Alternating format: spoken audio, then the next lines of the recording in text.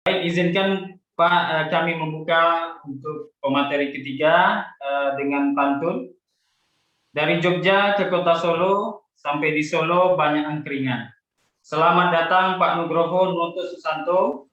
Untuk materi dan penyampaiannya kami persilahkan. Mantap. Terima kasih Pak. Cakep, cakep. Walam batu permata di bawah saudagar dari Sungai Rokan. Izinkan kami sampaikan salam pembuka. Assalamualaikum warahmatullahi kami kalamkan. Waalaikumsalam warahmatullahi wabarakatuh. Waalaikumsalam warahmatullahi wabarakatuh. Apa tanda orang bijak budiman menjaga lisan titah budayawan? Webinar pengenalan kampus UPP telah dicanangkan. Kepada FH UPP, terima kasih kami haturkan. Terima kasih kembali Pak. Oke. Yang saya hormati Ibu Dekan, Ibu Rise. Ibu Dekan tentu bukan seseorang yang asing buat saya, karena saya sudah jauh lama sekali mengenalnya sejak saya masih SMA dulu. Dan orang tua atau ayah Ibu Dekan ini adalah guru kami yang sampai saat ini saya masih takzim dengan beliau ya. Bapak Kaprodi, Pak Almadison yang saya hormati. Tadi juga ada Pak Wakil Rektor ya yang saya hormati juga, dan salam juga kepada Pak Rektor.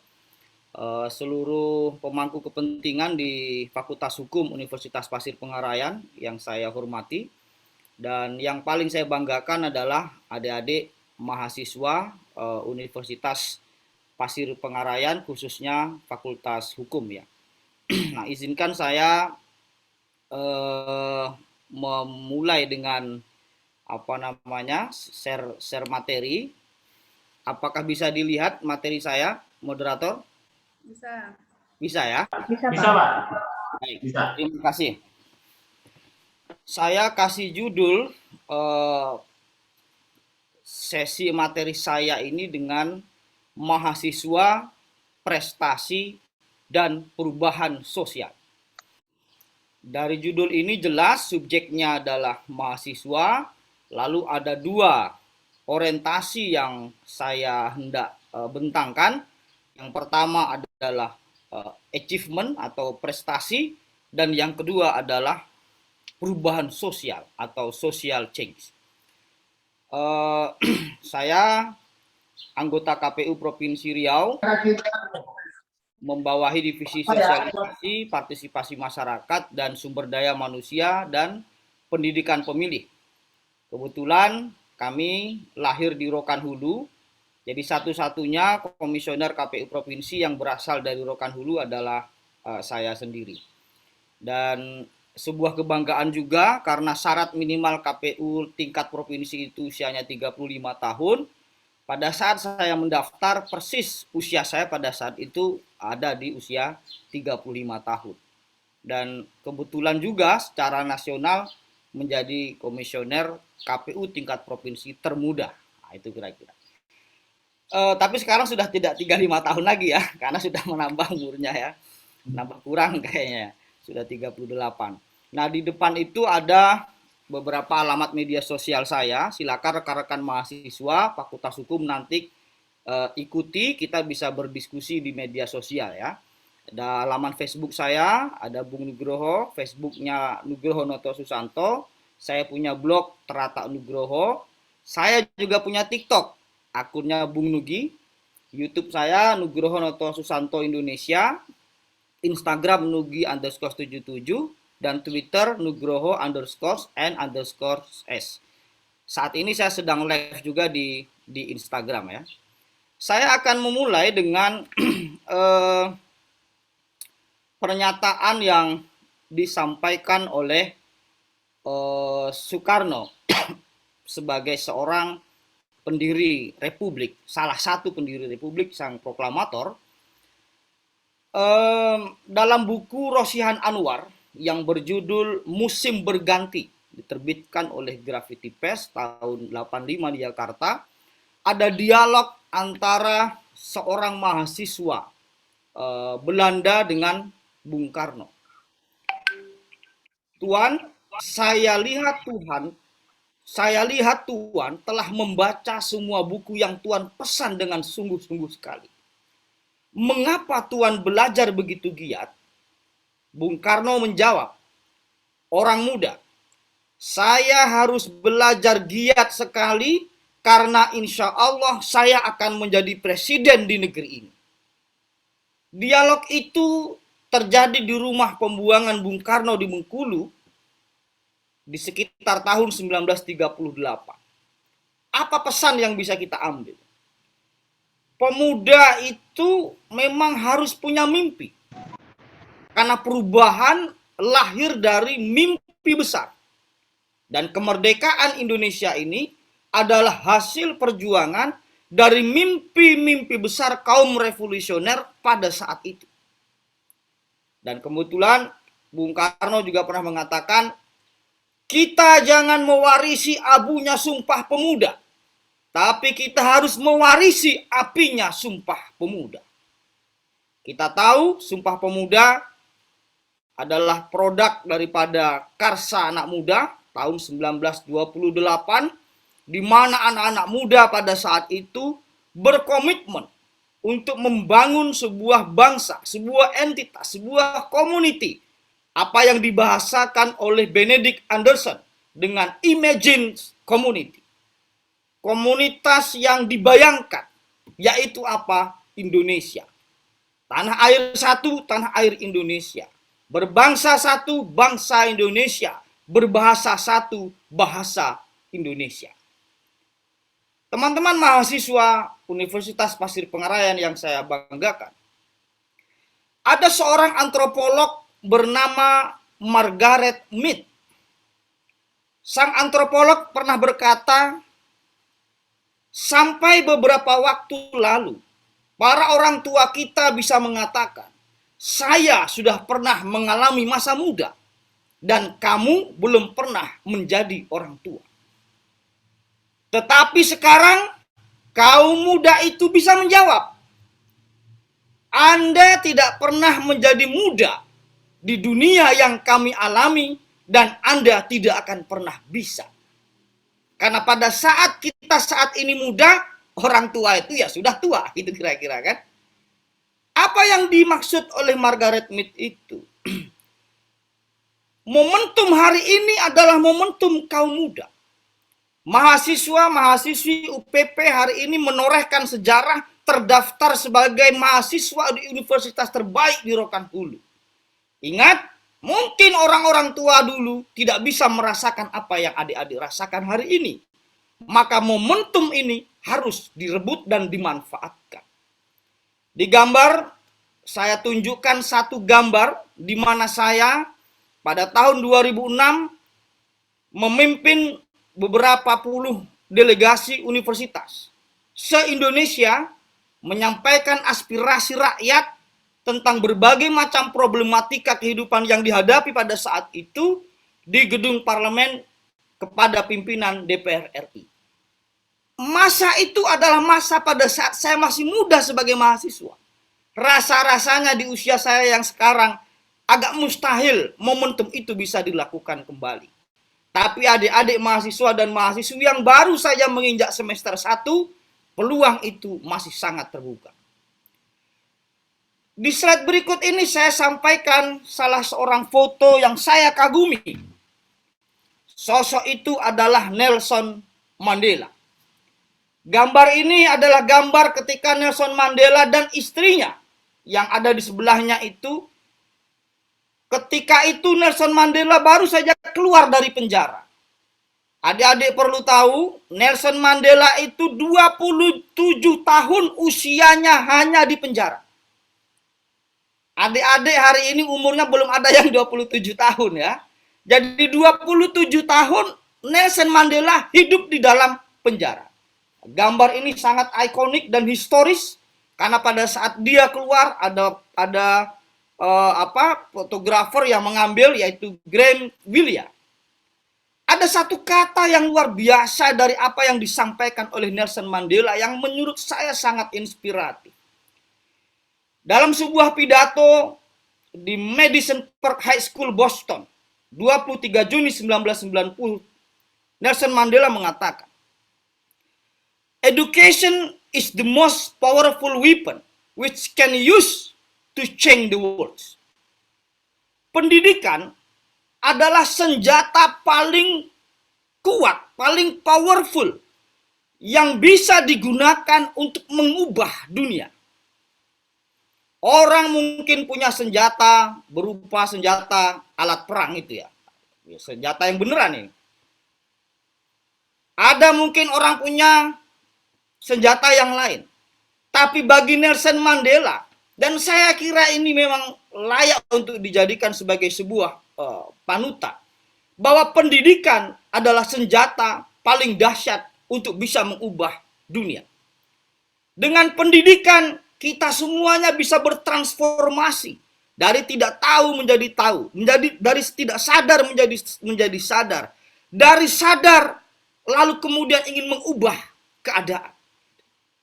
Maka bersyukurlah adik-adik yang hari ini 61 orang merasakan bagaimana pendidikan tinggi di Universitas Pasir Pengaraya.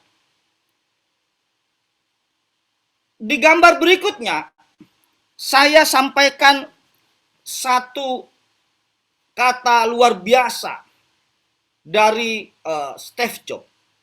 Teman-teman tahu Steve Jobs adalah inisiator atau penemu salah satu teknologi yang disebut dengan Apple ya. Begitu dahsyatnya dia mempengaruhi banyak perkembangan teknologi di dunia. Steve Jobs mengatakan begini, "Simple can be harder than complex. You have to work hard to get your thinking clean to make it simple. But it's worth it in the end because once you get there, you can move mountains." Artinya apa kira-kira? Bagi Steve Jobs, kita memang harus mentradisikan kerja keras gitu. Bagaimana kerja keras dengan cara yang simple, sehingga kemudian kita bisa sampai pada titik tujuan yang kita kehendaki. Ketika kita sampai pada titik itu, seperti kata Steve Jobs, kamu bahkan bisa bergerak sampai ke gunung. Gitu. Dan ada orang yang mengatakan, kita tidak pernah tahu usaha keberapa yang akan berhasil. Seperti kita tak pernah tahu doa mana yang akan dikabulkan.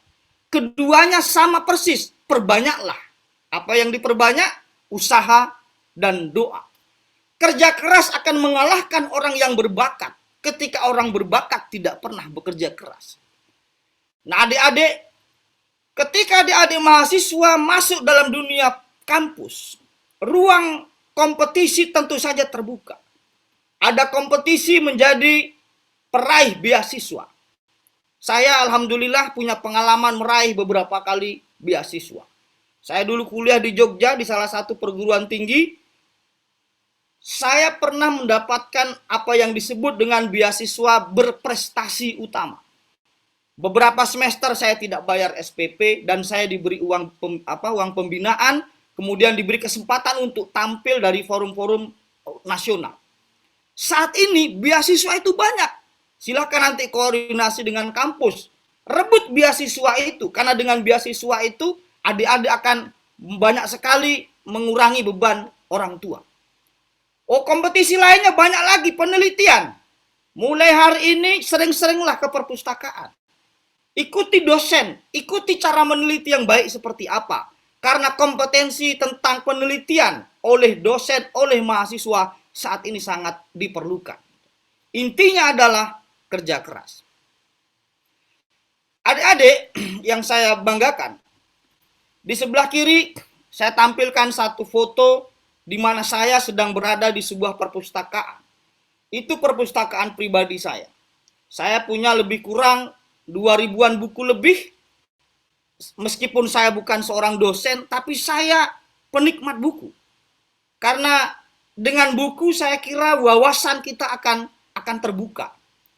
Nah, ketika adik-adik masuk di dunia kampus, sejatinya adik-adik masuk pada ruang perbukuan, ruang pustaka.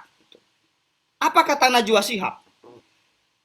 Terpujilah mereka yang gigih sebarkan bahan bacaan kepada mereka yang haus akan ilmu pengetahuan. Merekalah yang haus ilmu pengetahuan. Merekalah yang menyodorkan jendela dunia agar anak-anak bangsa dapat berpikir seluas cakrawala. Najwa Shihab kita tahu seorang presenter kritis. Dia sangat populer dengan mata najwanya. Kemudian dia pernah menjadi duta baca nasional atau Indonesia. Dan saya termasuk orang yang mengagumi bagaimana Najwa Shihab berprofesi sebagai seorang presenter. Dan lebih dulu lagi, sang proklamator Muhammad Hatta pernah berkata begini, "Aku rela dipenjara asalkan bersama buku. Karena dengan buku, aku merasa bebas." Ini luar biasa adik-adik. Bagaimana di depan tadi saya sampaikan ketika Bung Karno ditanya oleh seorang Belanda, "Kenapa kamu begitu giat membaca buku?"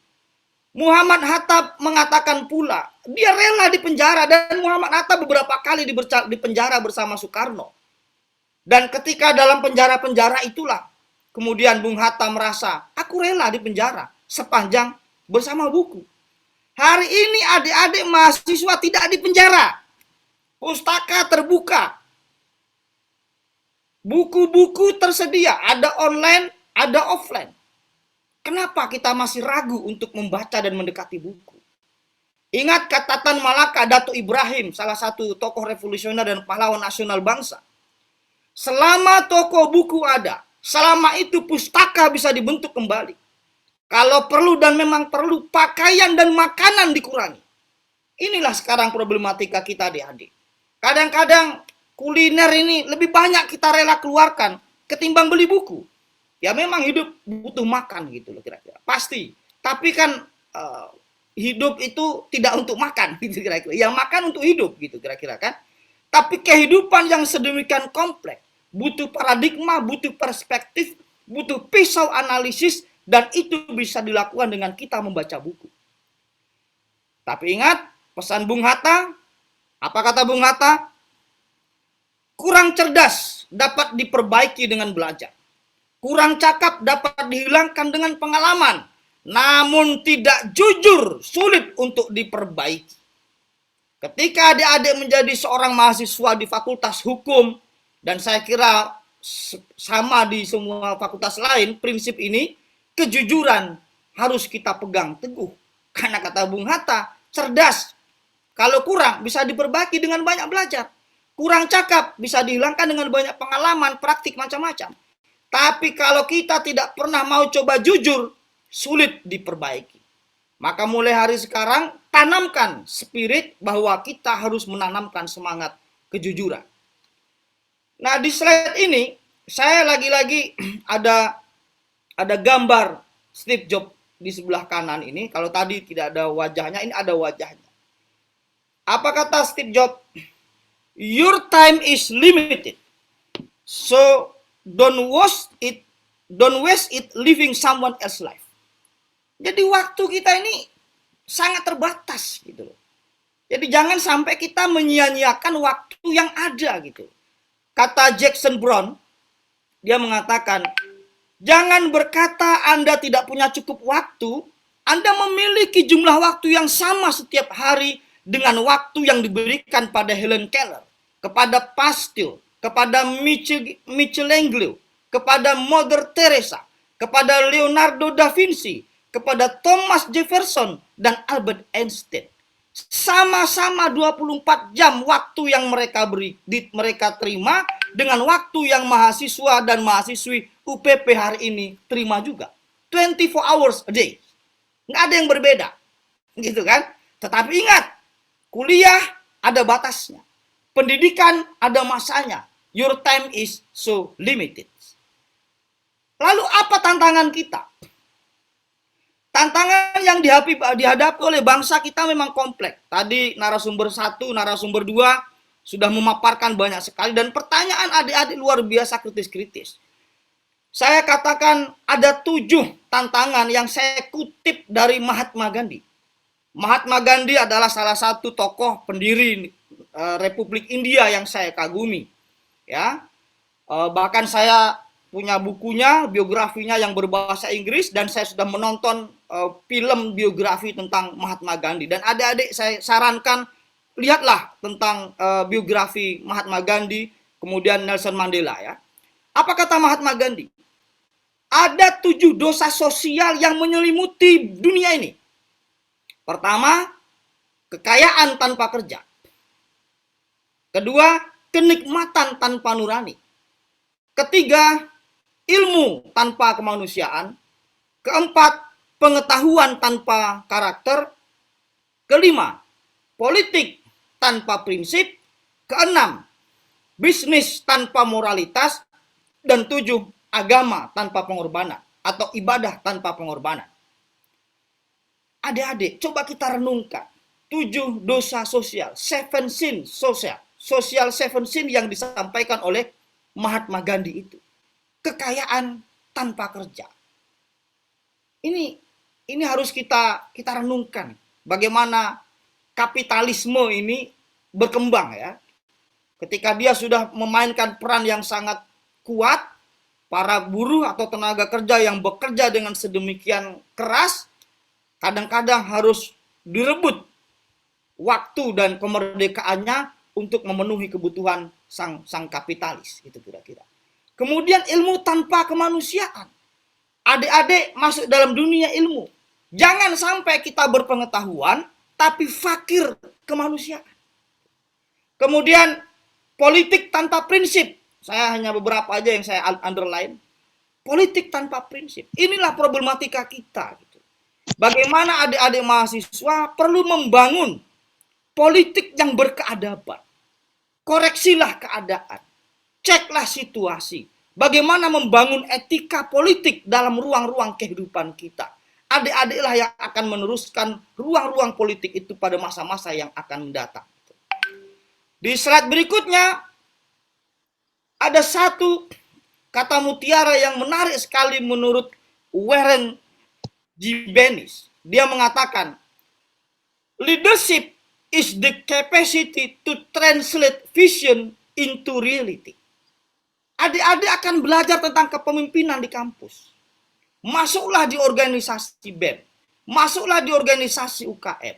Masuklah di organisasi ekstra kampus.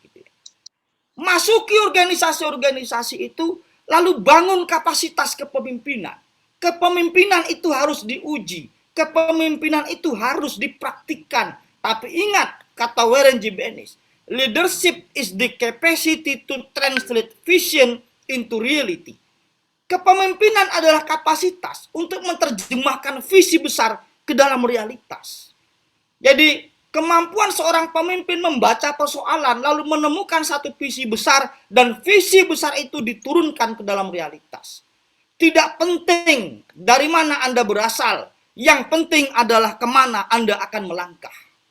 Saya orang desa, adik-adik saya kira juga banyak orang desa. Saya lahir di daerah transmigrasi di K2 SKPB atau Desa Karya Mulia, di mana ada kampung Melayu di situ namanya Kampung Dodo. Ingat, kita tidak perlu minder dengan latar belakang kita. Karena Brian Tracy pernah mengatakan, tidaklah penting dari mana Anda berasal. Yang penting adalah kemana Anda akan melangkah. Tentukan langkah itu dari sekarang. Anda mau jadi apa? Adik-adik pun demikian. Karena adik-adik sudah mau masuk di sebuah universitas. Gitu ya. Saya perlu sampaikan apa yang disampaikan oleh Dorothy L. Sayers Gaudinage. Dia mengatakan, the only ethical principle which has made science possible is that the truth shall be taught all the times. Bahwa prinsip etika, bahwa hanya dengan prinsip etika yang dibuat dalam dunia pengetahuan yang mungkin adalah ketika kebenaran selalu disampaikan sepanjang waktu. Jadi etika yang kemudian berlangsung, berguna, bermanfaat, terimplementasi dalam sebuah perguruan tinggi adalah ketika truth shall be told all the times. Ketika kebenaran disampaikan sepanjang waktu. Maka kalau kita sambung di dalam ujung kalimat itu ya, ketika saintis, intelektual, cendekiawan mencoba untuk menyampaikan sesuatu yang salah, false statement made in error, we open up the way for false statement by intention. Ketika seorang cendekiawan menyampaikan kesalahan, maka itu akan menjadi berulang-ulang, lama-lama akan menjadi sebuah pernyataan yang kemudian akan menjadi kebenaran. And a false statement of fact made deliberately is the most serious crime a scientist can commit. Dan menurut Dorothy L. Sayers ini, ketika seorang intelektual menyampaikan kesalahan, ketidakbenaran secara berterus-terus gitu, maka ia katakan is the most serious crime a scientist can commit. Itulah yang ia sebut sebagai kejahatan paling serius dari seorang intelektual. Jadi perlu jadi patokan buat adik-adik. Ada pengalaman di Inggris ketika Perdana Menteri Margaret Thatcher memimpin. Terry Eagleton mengatakan, what we have witnessed in our own time is the death of universities as a center of critique. Apa yang ia katakan? Apa yang kita saksikan saat ini adalah kematian universitas karena kematian universitas sebagai pusat kritik gitu loh kira-kira. Ternyata di Inggris pada saat Margaret Thatcher memimpin, ini di sekitar tahun 80-an kalau saya tidak salah, nanti bisa dicek, universitas mengalami pasang surut, dan menurut Terry Eagleton banyak kampus-kampus menjadi mati dalam tanda petik karena tidak ada lagi ruang kritik yang lahir dari perguruan tinggi atau universitas. Nah, terakhir saya mau katakan, ketika adik-adik masuk dalam ruang fakultas hukum, ingat prinsip dasar daripada hukum. Aristoteles mengatakan dalam bukunya Politik, the law is the public conscience. Hukum adalah hati nuraninya publik.